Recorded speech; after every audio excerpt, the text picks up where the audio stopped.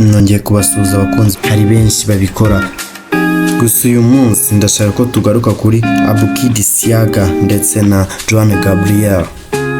Aba bana babiri bakora amaji zishimisha benshi, bagiye babikora ahantu henshi hagiye hatandukanye.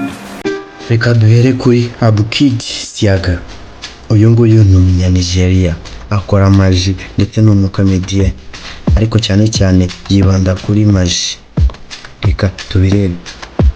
Muramubona ukuntu agenda akora amaji neza cyane, ukurikiye wabona ibintu byinshi bitabaho. Wakibaza uti se abigenza ate, abikora ate se, ahubwo yifashisha iki?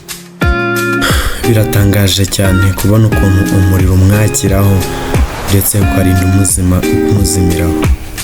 Ese wowe mu bwenge bwawe wabitekereza ukumva koko umuntu ashobora kwiyakirezaho umuriro? Ibi nyine nicyo bita maji. Iyo ukoze ibintu ugasanga nyine buri wese arabizi cyangwa se wese yabishobokiye, ntabwo biba bikiswe maji, byitwa maji bitewe n'uko buri wese abona nyine biri maji. Ababona harimo ibintu bidasanzwe, ibintu bibatungura, niyo mpamvu babyita maji.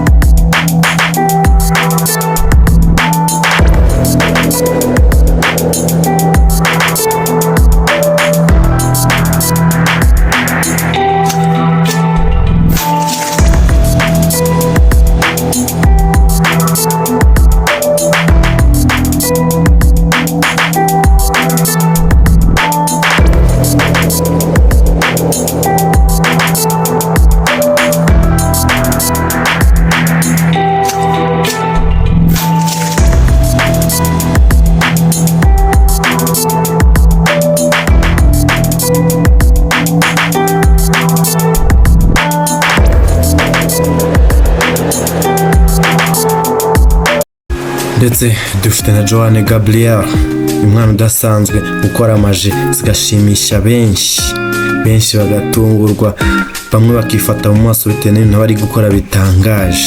Izi ngizi rero nizo bita amaji, kandi nawe ubirebye kuko wabona ari maji. Ni ibikorwa bitangaje buri wese atapfa gukora, buri wese areba akabona ntabyiyumvisha kuko bidasanzwe.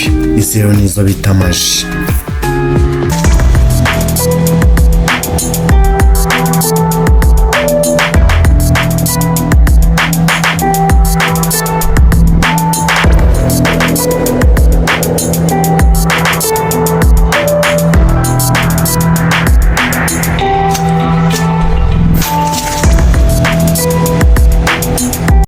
Hanyuma ndabashimiye abadukurikiye ndetse n'abanye natwe, muraba agaciro kandi muraba ingenzi kuri twe.